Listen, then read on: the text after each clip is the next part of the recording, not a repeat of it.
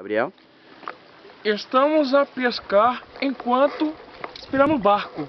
Estamos a pescar enquanto esperamos o barco. Estamos aqui com o nosso amigo Leonardo.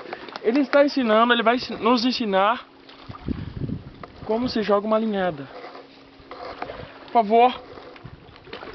Ó, Leonardo. presta muita atenção na destreza. Destreza. Benevolência. Vai jogar, cuidado. Audácia. Entendeu? Você é muito burro, Leonardo. Tô vendo que você não sabe nada. Roscou no pé. Como enroscou no pé? Tem tantos pés por aí. Mas Ó, vai de novo. conta pra gente. Conta. Como você faz isso? Quando você aprendeu a fazer isso? Eu aprendi isso aqui vem de berço.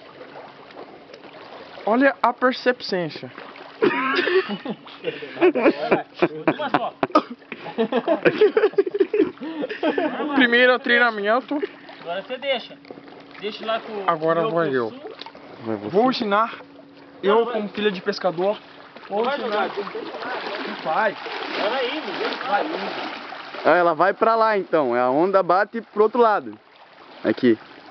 O cara não sabe nada de pescaria, ele não entende que tem maré. Maré. Sobe, a maré desce, a maré sobe, a maré desce, a Maré sobe, maré desce, maré sobe, maré desce, maré. Oi, oi, oi, oi. Mas vem pra cá, Mas foi, mas oi. Ainda bem que nós trouxemos cerveja.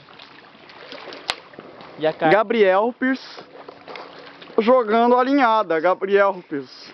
Ficou tudo na mão dele. É o Gabriel Pires.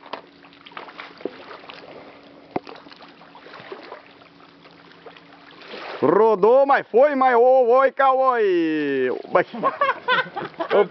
Quero ver quem vai saber jogar essa porra aí. Eu. É aqui que eu jogo. Não é, meu. A chumbada tá em cima.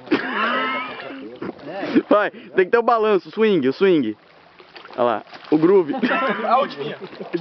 Não, já não tem mamioca aí, cara. Já liga o jogo, velho. Comercial. Comercial. La Herrera. Oi, ai.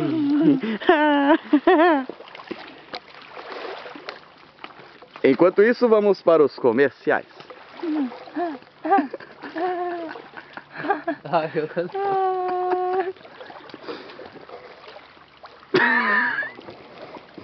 Vai entrar dentro d'água pra tirar essa porra aí, velho. Ô Gabriel, por que você não vai até lá e larga a chumbada?